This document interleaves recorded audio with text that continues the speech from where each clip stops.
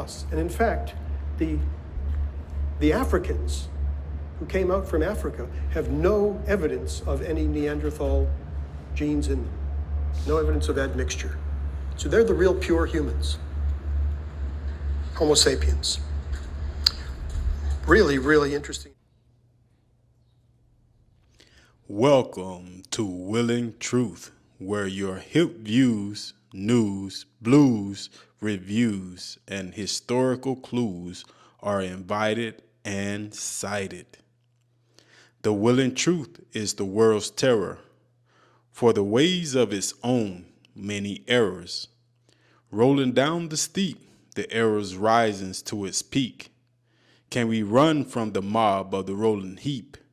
We are destined to reap what we keep. Without correction, the keep spoils to the grave it seek. The miseducation is intentional. Escapism of entertainment has been fentanyl. The dopamine to diverge from our errors is the reason willing truth is the world's terror.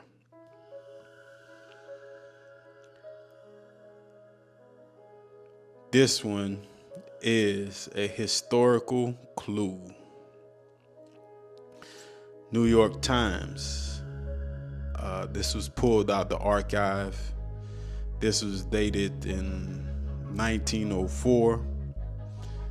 And in the late 1800s, in the early 1900s, as you see here, the clash and the war of academia is of their own origin, the white race.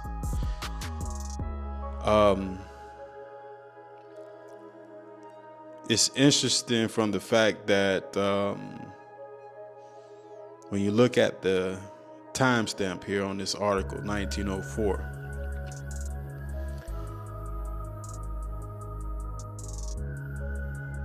and the discussion of origin of the white race, and you take in what you know about history, right? What they taught us, Christopher Columbus crossed the Atlantic in 1492, right?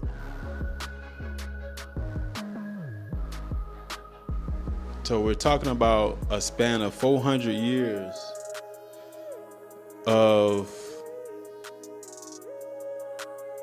the Greco-Roman church conquered the world.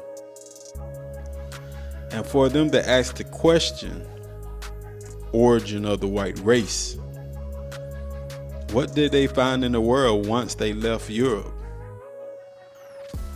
When they went out and conquered the world,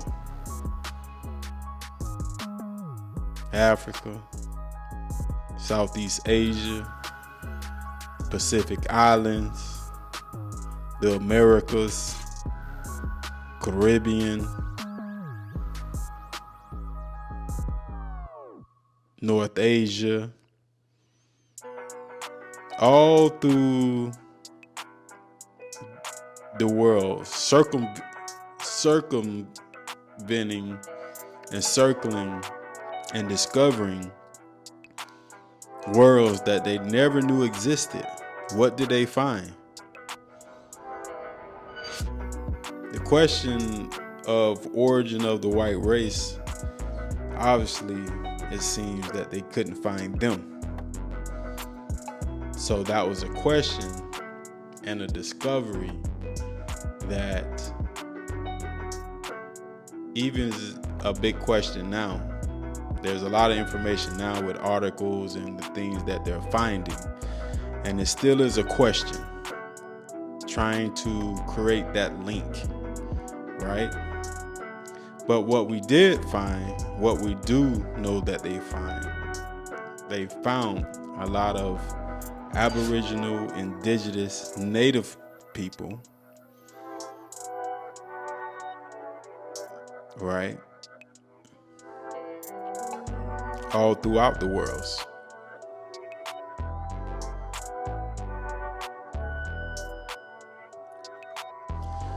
So now we would go into this article a little bit here and take a peek at it. All right.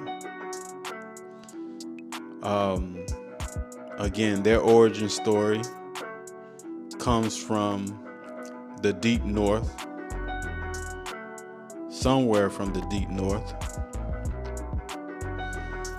And as the discoveries to continue, and look, all things are not made to be rediscovered. We have a lot of civilizations that's hidden still, with the changes of weather, with the changes of water table levels, the seas. You have some civilizations that sits under the water. So there's a lot of things that's untold. There's a lot of practices that happen, cultural practices that make things hard to find as well, right? So again, this is an actual photo here that I screenshot from the series Game of Thrones.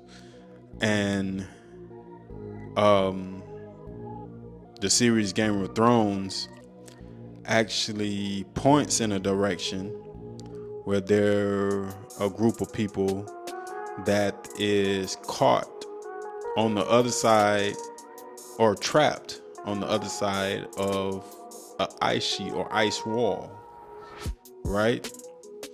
And you have multiple groups of these people that's on that side of the wall. You have your common folks. Mostly everyone is hunter and gatherers from that standpoint, because food and hunting is scarce in the weather, and especially in very cold weathers. You know, those animals that do stay in the north, when it gets real cold, they go into hiding. A lot of times they're not out in the open. So in the series of Game of Thrones, you have different groups of folk. You know, you have the common folk that's not necessarily nonviolent. You have those that would steal and take for survival. And then you have a whole nother savage group that just, they don't care. It's like the Walking Dead, you know. And they're following the Night King, you know, and they're just straight, no feelings, no emotions, just take, right? So definitely became a Game of Thrones fan. In that series, I think there are some takeaways that could be taken from there, but it's all entertainment, right? But I cannot help but imagine when I study this stuff, read these articles on what's relative and comparables, right?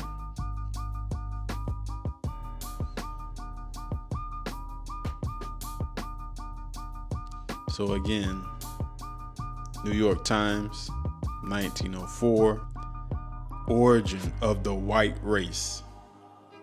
To the editor of the New York Times, of the Anglo-Saxon, the Celts, the Scandinavian races being white, does that imply that these races belong to the Aryan race?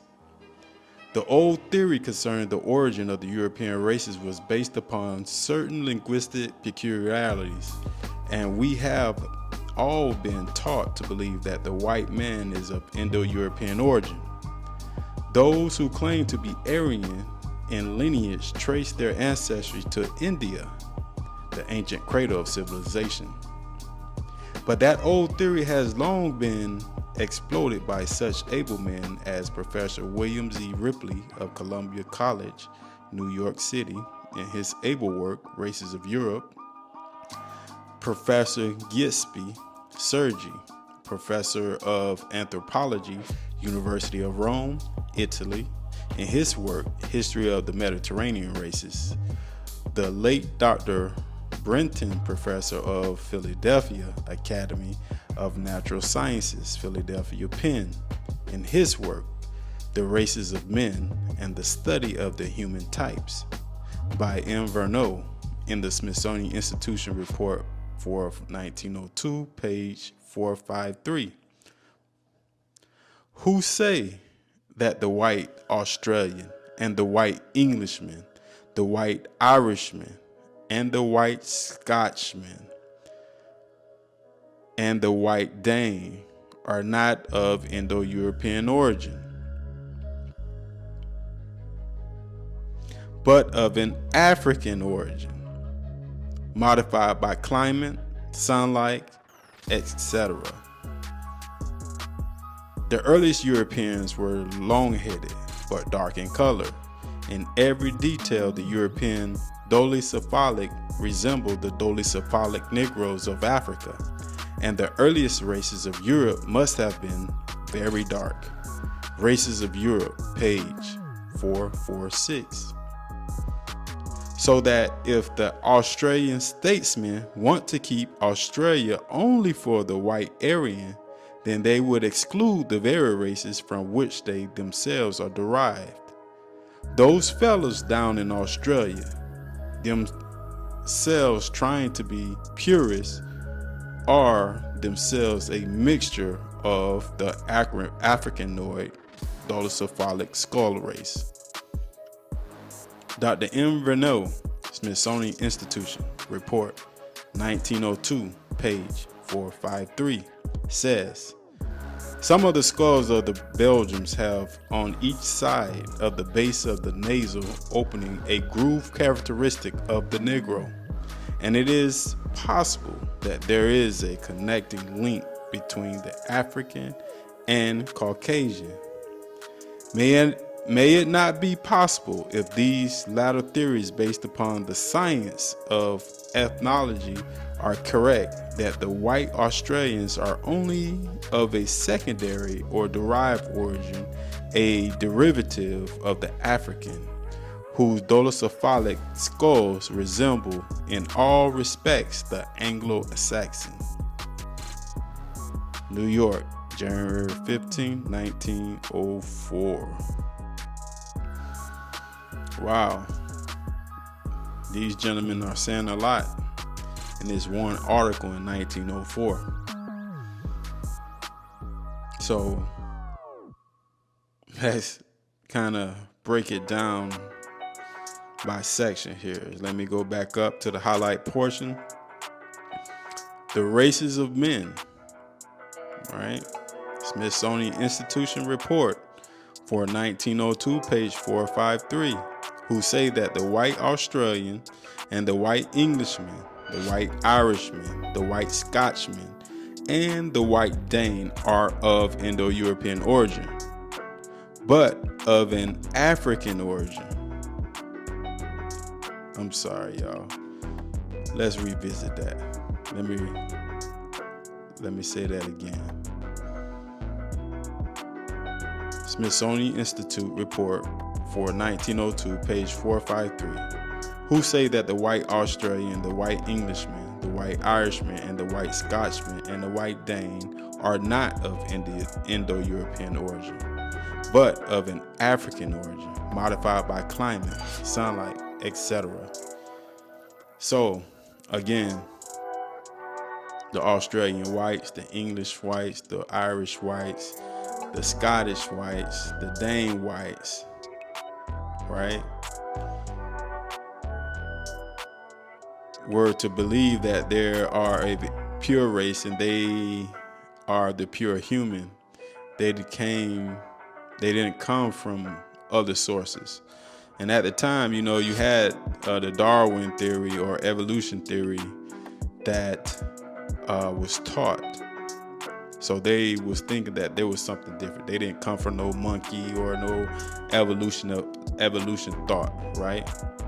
However, the circumstances, they was collecting so many heads, which they did. When they conquered, they collected the heads, where heads was at one time was currency, right? And they studied the people that they conquered. They studied their culture. They even studied them after death. Craniology is the study of skulls, which they collected. So what they understood was, not only when they conquered Australia, England, Ireland, Scott,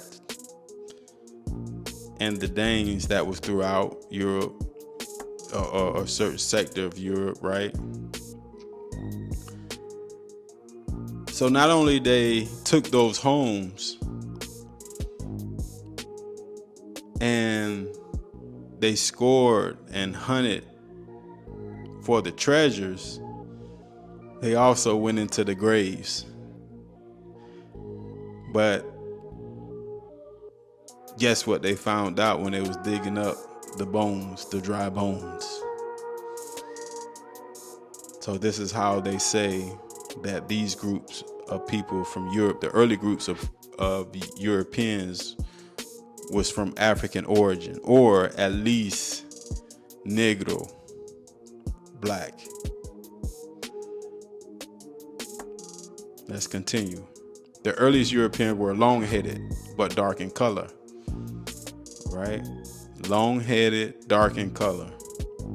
In every detail, the European dolichocephalic resembled the dolichocephalic Negroes of Africa or the sub-Saharan Africa, right? And the earliest races of Europe must have been very dark. So they was finding so many skulls as they was digging and conquering these lands. All the skeletal remains they were finding, there had to be a lot for them to come to a conclusion to say this is dolichocephalic origin or African origin. So therefore, you folks that claim you're something different, and these people been here from the earliest times, then therefore you had to come from these people, right? Other than that, where did you come from? That would be the other question. Hence, origin of the white race of this article.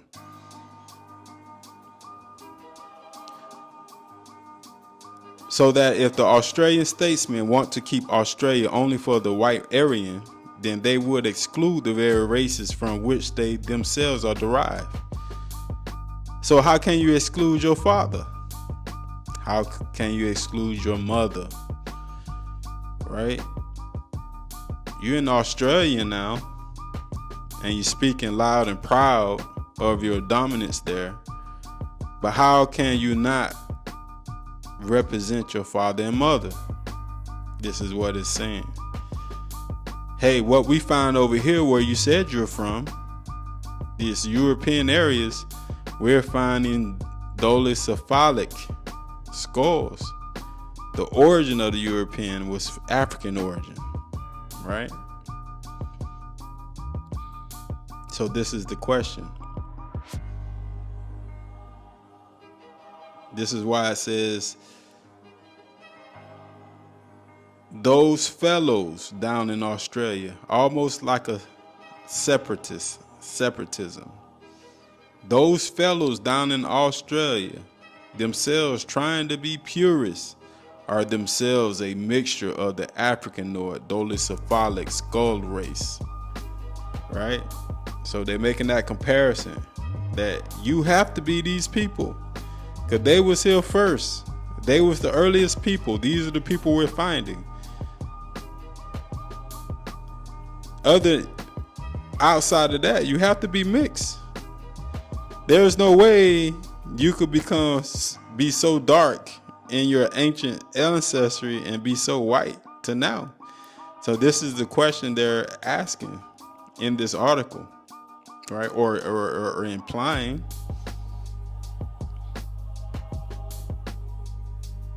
Dr. Beno, Smithsonian Institution Report 1902, page 453 says, some of the skulls of the Belgian have on each side of the base of the nasal opening a groove characteristic of the Negro.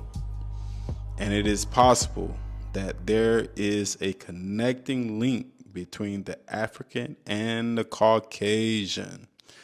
So now, the Belgian, King Leopold, right? This dude was a straight killer.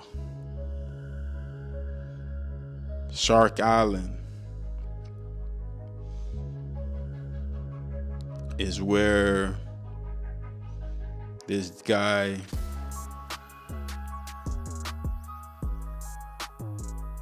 encamped these folks, studied these folks, chopped off hands, and took necks and heads. Thousands. And they collected it. And they studied it. So this is why they could speak the way they speak from this standpoint, based on and like I said, they created a science from it, craniology, where they could take skulls, look at it, take dimensions, and they could tell typically the race and possibly the origin of where it came from. This is how many heads they collected.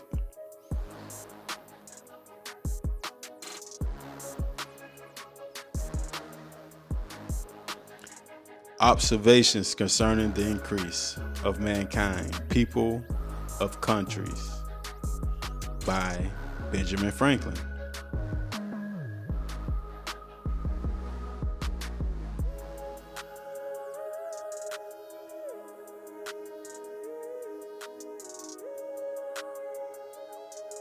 Now, this was a reprint in 1918.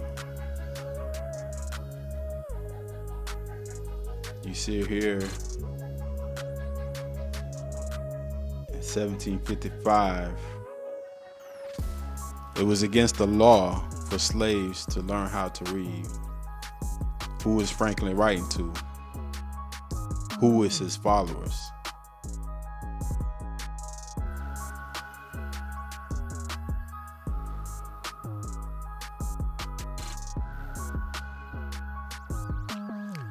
Which lead me to add one remark, that the number of purely white people in the world is proportionally very small. All of Africa is black or tawny. Asia, chiefly tawny.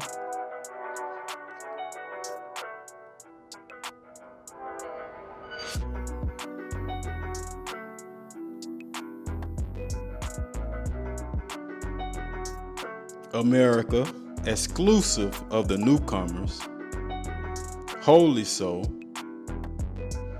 exclusive to the newcomers, is post Christopher Columbus. But basically, America also was black and tawny.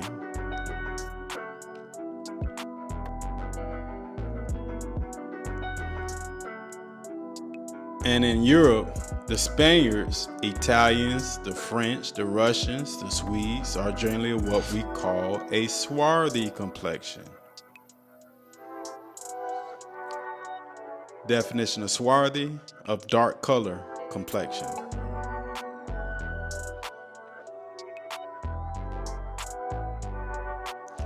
This is Benjamin Franklin's Observations concerning the increase of mankind. This is an essay from Benjamin Franklin, 1755, reprinted in 1918. Okay, read it from the top again, section 24, which leads me to add one remark, that the number of purely white people in the world is proportionally very small. All of Africa is black or tawny, Asia chiefly tawny, America, exclusive of the newcomers, wholly so, and in Europe, the Spaniards, the Italians, the French, the Russians, and the Swedes are generally what we call a swarthy complexion, as are the Germans also. So the swarthy, or the dark-skinned people of Europe, was the Spaniards, the Italians, the French. Okay, when you say the Spaniards, it's also Portugal, the Spaniards, the Italians, the French, the Russians, Swedes, and generally what we call a swarthy complexion are the Germans also. The Saxons only accepted, who with the English make up the principal body of white people of the face of the earth. I could wish their numbers were increased, and while we are, as I may call it, scoring our planet by cleaning America of woods, and so making the side of our globe reflect the brighter light to the eyes of the inhabitants of Mars or Venus, why should we, the sight of superior beings, darken its people? Why increase the sons of Africa by planting them in America, where we have so fair opportunity, by excluding all blacks and tawnies, of increasing the lovely white and red? But perhaps I am partial to the complexion of my country, for such kind are partially is natural to mankind. The end. Benjamin Franklin. Observations concerning the increase of mankind. This is a historical clue from yours truly. So this is just two references throughout the world and in the concentration of Europe of the earliest people or the ancient peoples that was present. Will in Truth, signing off.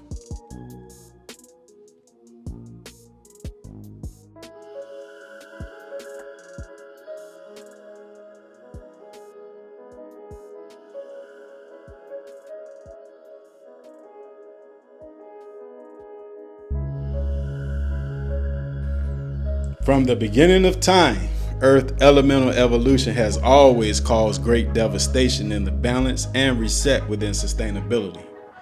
All living things today are survival tested on Earth. Homo sapiens have proven to be the survival of the fittest, lasting beyond the destruction of terrestrial devastations during the Great Resets. Our species has survived far beyond 300,000 years, overcoming obstacles of treacherous adversities. Modern humans migrated through the most treacherous, remote, forbidden environments known to mankind, spreading across all continents, running terrestrial hills, climbing mountains, leaping to plateaus, swimming the seas and plowing the plains of Earth, instinctually elevating beyond defeats, marking the remembrance to archive the medical botanist terrain was and still is essential. Life itself challenged modern humans to create amazing technical advances in science to defend and achieve. The ancients of modern men continue to conquer their challenges to protect, to build, and to create environments to procreate. The earth has pressured the modern human to be the ultimate competitive warrior species of mankind. Molded to overcome extreme terrains, overcoming fearless beasts in the plains while outmaneuvering the beasts of the field, simultaneously swiftly dodging the fowls beyond the sky. Modern humans have proven God's order, being the masters of dominion. Without the recorded record of place, time, space, and action, we all are doomed to repeat execution of near extinction. The importance of the first lesson to teach the sons, such as to receive the word and to protect the first order. Take which is good and multiply. The first order of the Lord is to multiply which is good. Molded to overcome extreme terrains, overcoming fearless beasts in the plains, while outmaneuvering the beasts of the fields, simultaneously swiftly dodging the fowls beyond the sky. Test after test, modern humans have proven God's order, being the masters of dominion. History is essential, especially for the means of survival of the modern human. Without the recorded record of place, time, space, and action, we all are doomed to repeat execution of near extinction. The importance of the first lesson to teach the sons, such as to receive the word and to protect the first order. Take which is good and multiply. The first order of the Lord is to prepare the son to receive the word, to take care which is given, and multiply which is good. Multiply which is good.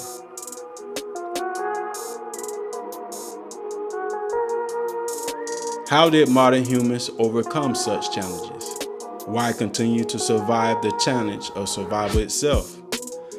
The story of our journey is the story of resourceful means, superhuman abilities, and defeat the unknown. Discovering spaces beyond the tangible touch, a connection to universal knowledge of what is, to what was, what will be, and what is to come. Discipline and principle led us through, but the code of the highest spiritual guide lifted the modern human beyond the unforeseen horizons. The first order of the Lord is to prepare the son to receive the word, to take care which is given, and multiply which is good. Multiply which is good. The story of our journey is the story of resourceful means, superhuman abilities, and defeating the unknown. Discovering spaces beyond the tangible touch, a connection to universal knowledge of what is, to what was, what will be, and what is to come. The legend of God's written testament is recorded in the blood, the body, and the soul of modern humans. The code of the highest spiritual guide lifted the modern human beyond the unforeseen horizons. The legend of the God's written records are recorded in the blood, the body, and the soul of modern humans. The legend of the God's written records are recorded in the blood, the body, and the soul of modern humans.